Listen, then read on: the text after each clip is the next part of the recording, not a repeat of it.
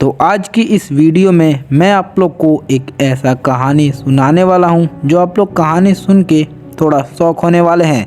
तो ये कहानी है एक टाइम ट्रैवलर इंसान के ऊपर। तो ये कहानी शुरू होती है दिल्ली के एक छोटे से गली में, जिस गली में लोग जाना भी पसंद नहीं करते थे। और उसी गली में एक छोटा सा फ्लैट था जिसमें मानस नाम का एक लड़का रहता था। वह आम लड़का नहीं था, वह एक साइंटिस्ट था जिसे दुनिया वालों ने इग्नोर किया था। मानस का मानना था वक्त और समय बस एक सुई नहीं, वह एक वक्त का दरवाज़ा है और वह दरवाजे को कोई भी सही तरीके से खोल सके तो वो अपने आज और कल और आने वाले समय को देख सकता है। और यही सब बात करने के कारण मानस के सारे दोस्त लोग उससे बात नहीं करते थे और वह शहर के लोग उसे पागल समझते थे।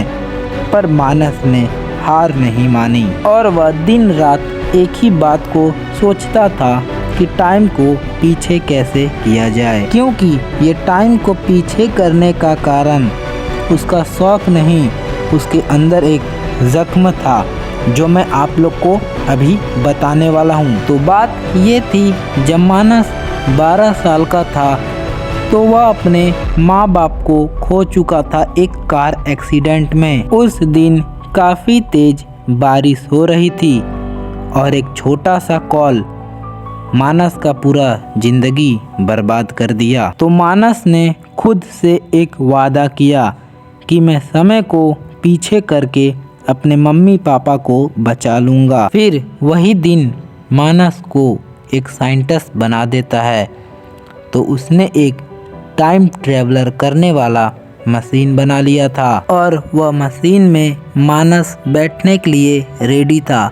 उससे पहले मानस ने एक लेटर लिखा, उसमें लिखा था कि ये मशीन में मैं बैठने जा रहा हूँ, अगर मैं वापस नहीं आया तो सोच लेना मेरा मिशन सक्सेसफुल हो गया। तो मानस अब वो टाइम ट्रैवलर मशीन में बैठ जाता है और एक बटन को दबाता है, तभी घर की लाइटें सारी ऑफ हो जाती है और बिजली जोरों से चमकती है। फिर मानस बेहोश हो जाता है और जब उसकी आँख खुलती है तो वह एक स्कूल में होता है और वह स्कूल के दीवारों पर लिखा रहता है दिल्ली पब्लिक स्कूल 1998। फिर वह सब देख के उसका दिल काफ़ी ज़ोरों से धड़कने लगा और मन ही मन कहने लगा कि मैं अपने एक्सपेरिमेंट में कामयाब हो गया। फिर मानस का नज़र एक बच्चे पे पड़ती है जो कि हूब मानस की तरह दिखता था। तो मानस वहाँ से फ़ौरन भागना चाहा तो उसकी याददाश्त मशीन पे ही टिकी थी, वह कुछ कर नहीं पा रहा था। फिर उस वक्त मानस के माँ बाप आते हैं मानस को लेने।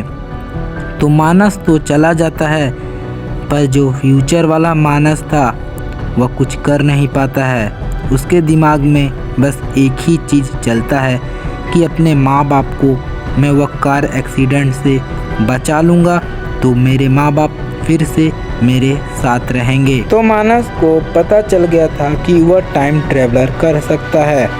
बस इतना सोच के मानस अपने वक्त में वापस आ जाता है। फिर वह बहुत टाइम ट्रैवलर करता है, जैसे वक्त के आगे जाता है वक्त के पीछे आता। तो मानस एक दिन घर में बैठकर सोचता है कि मैं समय का आगे जाकर देखता हूँ कि आने वाला समय पे क्या होता है हमारे देश में। तो वह फ्यूचर में चला गया और उसने देखा कि सारी दुनिया पानियों के लिए लड़ रही है और इंसान ही इंसान को मार रहे हैं। तो ये सब देख के मानस के मन में अपने माँ बाप के लिए दया आई और वह टाइम ट्रैवलर में बैठा और वह अपने बचपन में चला गया, क्योंकि वह अपने माँ बाप को बचाना चाहता था। तो उसने फ़ौरन देखा कि उसके माँ बाप एक गाड़ी में बैठ रहे थे। तभी मानस दौड़े हुए जाता है और वह अपने पापा से कहता है, गाड़ी आगे मत लेके जाइएगा। तभी मानस के माँ बाप उसे देख के बहुत हैरान हो जाते हैं कि मानस जैसा एक और लड़का कहाँ से आ गया। फिर वह सब शौक होते ही हैं और समय निकलता रहता है तो मानस का माँ बाप का एक्सीडेंट नहीं होता है और वह बच जाते हैं। तो मानस बहुत खुश हो जाता है और उसे लगता है कि वह अपने माँ बाप को एक्सीडेंट से बचा लिया। तभी आसमान में एक ऐसी कालीपन छा जाती है और ऊपर से आवाज़ आता है कि तुमने सारा बैलेंस बिगाड़ दिया। फिर मानस के सामने एक शख्सियत आता है, उसका चेहरा बिल्कुल काला रहता है और वह मानस से कहने लगता है तुमने समय को क्यों बदला, वह बदला नहीं जा सकता है। तो मानस ने रो के जवाब दिया कि मैं बस अपने माँ बाप को बचाना चाहता था।